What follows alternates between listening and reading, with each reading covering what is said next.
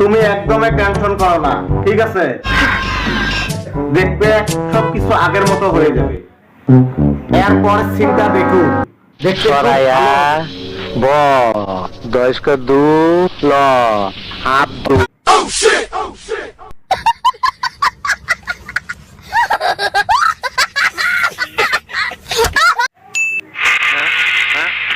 ভয় পাইছ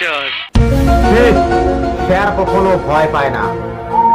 চনি এই দি বান্দরের গলায় মুক্তার মালা বলাই কথা একদম সাবধানে বলবেন। না, আমি এখন বিয়ে করতে পারবো না।